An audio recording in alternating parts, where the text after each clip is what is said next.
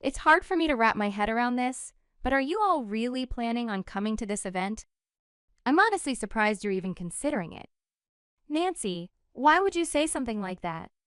This ceremony is supposed to be dignified, and having a family like yours here, which isn't exactly wealthy, kind of takes away from that sophistication. So, could you kindly leave as soon as you can? On the day of my brother's wedding, our family's happiness started to fade when my brother's bride-to-be, dressed in her flawless white gown, spoke words that felt cold and heavy, overshadowing her beautiful appearance and casting a shadow over our spirit. She looked down on our family, aware of the others watching, leaving us completely taken aback. It seemed she believed our simple presence lowered the prestige of her world. Her baseless insults were directed only at us, showing a clear disdain for our family. Yet in response to this unjust treatment, only our dad burst into laughter, as if to lighten the mood.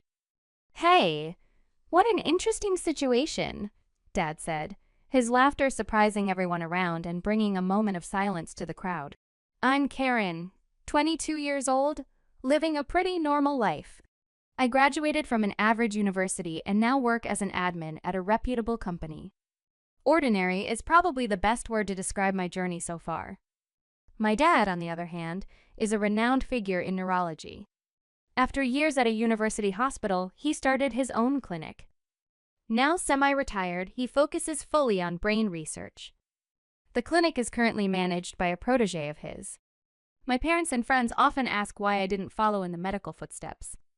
They expect a lot from me, but I always say the same thing. The responsibility of dealing with life and death is too much for me. I want to make a difference and help people, but that doesn't mean I'm ready to take on the noble role of a doctor." My brother James, however, chose differently. 3 years my senior, he's always been academically brilliant and got into a prestigious medical school directly. He's also quite handsome, which makes him popular. But his academic and social success seems to have changed him, especially after a certain point. Back when I was in high school, my brother's social life took off after he got into medical school. His dates became the talk of the town, and his trips home grew few and far between. Though he was supposedly immersed in university life, his social media painted a different picture, one where he was often seen enjoying the company of various women. This pattern didn't escape our father's notice, and it sparked a family argument when my brother dropped by home after weeks away. During this rare visit, my dad confronted him, visibly upset. "James, can you explain what exactly you're doing with your time at university?" James, ever the casual one, shrugged it off. "What's the big deal, Dad? I'm passing my classes and doing fine with my grades." But Dad wasn't having any of it. "It's not just about grades," he said sternly. "Being a doctor is more than that. You need to be able to understand and share the feelings of your patients." James, impatient, replied, That's such a hassle. Nowadays, if you're skilled, you can be anything. Can we not stick to these old-fashioned ideas?" Dad was taken aback and deeply upset by his response. James grew more defiant. "I can't stand this oppressive vibe. Please, just stop interfering in my life, Dad." During these exchanges, my brother boldly stated his views, not sparing me either. He made it clear he thought little of me, saying things like, "You're nowhere near my level. Clumsy as you are, you're lucky to have a brother like me." Every time he visited, he'd throw insults my way. Growing up, I'd always measured myself against him, which left me unable to stand up for myself. Despite finishing his medical studies, my brother hit a roadblock. He passed the national exam but couldn't land a job at any healthcare facility. He was confident in his abilities and even applied to 2 top university hospitals, only to be rejected by both. It turned out the issue was his attitude during the interviews. We learned what really happened through some of my dad's friends at those hospitals. Despite his qualifications, his lack of experience and, more importantly, his demeanor in those interviews seemed to be the deal breakers. My brother displayed an arrogant demeanor, confidently asserting that he could boost the hospital's finances, and openly mocked our father's advice to prioritize patient empathy with a disdainful chuckle. Upon learning about my brother's predicament, my father, torn between disappointment and hope, addressed him with a blend of calm and authority. "James, You'll start working at our family clinic for now, he proposed. My brother was taken aback. Why should I do that? My father calmly but firmly pressed on. It's a temporary measure until you find your footing elsewhere. Use this time to get back to the basics. James accepted, albeit grudgingly, his face a mix of resignation and discontent. His attitude toward our family was unmistakably filled with resentment. Yet, in his confusion and frustration, he was embraced by our father, who offered him a chance to start anew. Whether motivated by paternal love, professional ethics, or another reason, my father hoped James would evolve into a compassionate doctor. Despite this, James showed no signs of wanting to meet those expectations. Now employed at our father's clinic, patient grievances about him are frequent, and rumors of his poor conduct spread widely. Instead of improving, James's egocentric behavior has intensified within the clinic. He boasts about eventually succeeding our father as the clinic's director, causing unease among everyone. We're left to hope that, eventually, my father's sincere wishes will resonate with James. In the midst of this, James brought home a surprising guest to introduce to us as his fiancée A. "This is my fiancée A," he announced with assurance. We were rendered speechless by the abruptness of the introduction. While his fiancée A appeared sophisticated and well-mannered at first glance, there was something off about her demeanor and smile that made me uneasy. The way she looked at our family with a subtly arrogant smile raised questions and discomfort within me. I couldn't help but wonder what lay behind that unsettling presence. Was it all in my head, or was there something more to be wary of? The unease I felt since the day we met my future sister-in-law lingers. Despite my reservations, the wheels for my brother's wedding were set in motion. Since getting engaged, my brother, who once lived by himself, started coming home more often. Yet, these visits weren't about cherishing family time. They were about seeking financial aid from our parents for his upcoming wedding. Just the other day, he was asking for a significant sum for the wedding, I remember. "James," my father began, "I'm glad you're getting married, but as someone about to start a new family, you need to connect with each patient genuinely." "How many times will I hear this lecture?" "I engage with my patients enough," James retorted, clearly annoyed. "Then why do we keep hearing complaints?" "Some patients have even asked to switch doctors," my father countered, citing specific incidents to make his point. "Those complaints probably come from not meeting their expectations." "They should just listen and not complain all the time," James snapped back. My father, with a sterner voice, said, "Your attitude is the issue. It's affecting the hospital's reputation. You need to understand the seriousness of this." James, irritated, conceded, "Fine, I get it. Be more empathetic, right? If that's what it takes, then help me with the wedding costs." I want it to be memorable for Nancy. We were briefly moved by James's fervent appeal. After some thought, my father agreed with a condition. "Okay, James, but you must become a responsible doctor and a supportive husband." "Yes, Dad. I'll be the dependable doctor you envision." "If I keep my word, will you help with the wedding?" James promised. "Deal. We'll support the wedding," my father concluded, hoping James would live up to his promise. "I'll have the estimates for you later," James said, and when he finally sent them over, the figure was a staggering $50,000. Holding the estimate, which took me by surprise, I turned to my father unsure. "Dad, are you sure about this? Are we really going to spend so much on the wedding?" A wedding is a once-in-a-lifetime event. James wants to make it memorable for Nancy and himself, and I understand that desire, Dad explained. But I couldn't help wondering if this was just my brother being extravagant. "But $50,000, Dad. Isn't that a bit much?" "It's okay, Karen. I believe James has begun to see things differently. Maybe even taken some time to reflect," Dad reassured me, though I remained skeptical about my brother's capacity for such reflection. "Even so, Dad, when it's my turn, you'll do the same for me, right?" I asked, half jokingly. "Of course, Karen. When your time comes, I'll be there for you too," he promised, which didn't exactly address my concerns, but at least confirmed his support was unconditional. Resolved that the financial decisions were ultimately Dad's to make, I tried to put aside my doubts about James's intentions. However, my worry didn't just disappear. On a day off, as I was enjoying some shopping in the city center, I unexpectedly bumped into James and Nancy. They greeted me with smiles that seemed to carry a hidden agenda. "Look who it is, Karen. Long time no see. You're coming to the wedding next month, right?" James asked, as if there was any chance I'd miss it. "Of course, I'll be there." "I wouldn't miss it for the world," I replied, though the enthusiasm wasn't mutual. "Just make sure you bring a nice gift, okay?"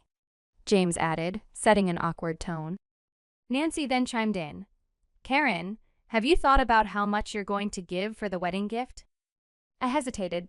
"Well, I've looked up what's usual. If it's less than $3,500, you might want to think again," she suggested, catching me completely off guard. "Is that normal?" I asked, puzzled by such an expectation. "It's only common sense, right? Especially for family," Nancy insisted, leaving me flabbergasted. This was the first I'd heard of such common sense, and it left me wondering where these expectations were coming from.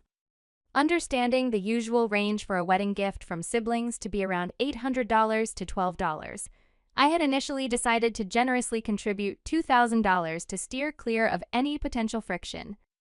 Yet being confronted with such a staggering and unexpected demand from Nancy left me dumbfounded. The audacity to suggest a gift of at least $3,500 was something I couldn't fathom. What assumptions were they operating under to demand such a significant amount, especially from someone not directly involved in the wedding? This incident only intensified the uneasy feelings I had harbored since our first encounter, painting my future sister-in-law as someone who might prove challenging to get along with. After processing the shock, I discussed this development with my parents back home. To my surprise, they maintained a composed stance and concurred that $2,000 was a fitting sum for a wedding gift. Despite my reluctance to bend to Nancy's unrealistic expectations, I agreed to proceed with the original amount I had in mind, believing it to be a judicious choice under the circumstances. With mixed feelings of duty and anticipation, coupled with ongoing reservations about my brother's choices, I attended his wedding. Dressed in an elegant green ensemble, I allowed the celebratory ambiance, with its vibrant decorations and sumptuous banquet, to momentarily distract me from my concerns. The ceremony was beautiful, transporting us through time with its splendor. However, the time for photos brought an unwelcome jolt back to reality. As Nancy and my brother approached our table, her smile carried an unmistakable tinge of contempt. "Oh, just showing up like usual, huh? Having a poor family here really drags down the whole events class. Maybe you could leave a bit early?" she suggested with a sneer. Her words were like a slap in the face, igniting a fury in me I hadn't known before. The notion of being labeled as a poor family was absurd and utterly reprehensible. Not just IE, but our parents too were taken aback, rendered speechless by such blatant disrespect. My brother's reaction, a hearty laugh, only added insult to injury, leaving me staring at him, bewildered and demanding an explanation for such inexcusable behavior. My voice shook as I confronted my brother. "Wait, how can you just stand there? Why would Nancy say something so terrible?" I demanded an explanation, puzzled and hurt. James's response was filled with a smug arrogance. "Because it's true. You're looking at the winner here. I'm on my way to becoming the head of the clinic, a real success in life," he boasted, his laughter ringing with contempt. It was as if he was announcing his victory to us, the so-called losers, completely oblivious to the fact that his position was largely thanks to our father's support. Our family was stunned into silence, but Nancy wasn't finished. "When will you stop groveling to James? Relying on your child's success? How pathetic," Nancy sneered, turning her mockery towards me. "You work at some low-tier company, don't you? And a wedding gift of just $2,000? How laughable!" I tried to defend myself, but her words cut deep. It's just that I began, but she continued her relentless critique, insinuating that we were all trying to ride on my brother's coattails because he was destined to be the next clinic director. "Next clinic director?" I echoed in disbelief. "Yes, exactly. James is the chosen one, Nancy said, as if this was the most obvious thing in the world. Standing beside her, James wore a look of satisfaction, as if everything Nancy said was an indisputable truth. According to Nancy, our family was financially struggling, a narrative my brother seemed to have shared, painting himself as the clinic's future leader, a claim that was news to everyone, including the current director. The mood among the guests shifted uncomfortably at these revelations. James and Nancy, however, seemed unaffected, their smiles growing even more disdainful. But the moment that changed everything was when my father suddenly burst into laughter. His deep, hearty laughter filled the room, altering the atmosphere entirely. "What a splendid joke this is," he declared, still chuckling. Feeling uneasy, I turned to him for some kind of reassurance. "It's fine, just let it go." "Let's head home," he said, still laughing. His laughter somehow made it easier to breathe, reminding us that the value of our family couldn't be diminished by such baseless arrogance. I stood there, shocked, as my father announced we were leaving the wedding early. "We're not welcome here, just seen as a poor family to mock," he said with a resignation that took me by surprise. I wanted to protest, to argue that we shouldn't let their words drive us away, but my father was already moving towards the exit. Meanwhile, my brother and his wife seemed almost eager to see us leave. Then, turning to James with a serene composure, my father said, "I'm not sure why you feel the need to pretend, but you should keep your ego in check." James, taken aback, responded, "What do you mean, Dad?" "I'm not pretending anything." "Is that so?" My father continued then, "As the next director, you should be able to demonstrate your abilities elsewhere, not just rely on this hospital." He then discreetly spoke to the current director, who nodded in agreement with whatever was being discussed. "Now leave this place. Find a job at another hospital," my father advised James, who was visibly stunned by this directive. "If you're truly meant to be a director, you'll succeed anywhere with your skills. Or is it that you're not as confident as you claim?" Caught off guard, James fell silent, his defiance melting away. Nancy, by his side, turned pale, gripping his arm tightly, unable to comprehend the situation. "James, what's going on? How can your dad dismiss you like that?" James remained silent, his body language reflecting a turmoil of emotions he couldn't articulate. Nancy's voice became more insistent, seeking clarity on the promises James had made about their future. Amidst her probing, James seemed lost, disconnected from the conversation around him. Observing this, my father offered a smile filled with patience and understanding. "Nancy, there's more to the story than you know. The hospital James works at is the same one I used to run," he explained, revealing a truth that surprised her. "But Dad, aren't you working independently now?" Nancy questioned, echoing one of the many fabrications James had spun. The reality was far from the tales James had told.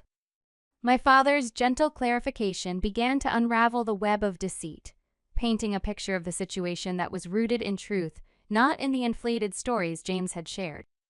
The reality of our family situation is much different from what Nancy had been led to believe. I am indeed a doctor. My wife dedicates herself to our home, and Karen has a stable job in a leading management position within a prominent company. This revelation shocked Nancy, dismantling the illusion that we were a financially struggling family. In truth, James has faced numerous setbacks in his medical career, and I've had to support him through his job search challenges. There was never a plan to appoint him as the director of the hospital. The unfolding events at the wedding solidified my decision that releasing James from his position at the hospital was the right move, allowing me to do so without any reservations. As I laid bare these truths, the atmosphere shifted dramatically, burdening Nancy with a new reality. When I announced my decision to let James go and refuse to cover the extravagant $50,000 wedding bill, Nancy's disbelief and distress were palpable. With a steady resolve, I signaled for us to leave the venue, my wife and Karen following suit. As we departed, Nancy's protests lingered in the air, a stark contrast to the composed exit we made. The aftermath of that day was telling. The wedding ceremony was ultimately called off. The guests dispersed, and the anticipated funds to cover the wedding expenses were not realized, placing a heavy financial burden on James and Nancy. Both found themselves jobless, with Nancy having quit her job in expectation of a more comfortable life, and James, despite being a doctor, struggling to secure stable employment. The financial strain forced them into debt as they scrambled to manage through part-time work, their hopes of securing positions in reputable hospitals growing dimmer. As for our family, we've moved past the incident, no longer engaging in conversations about my brother.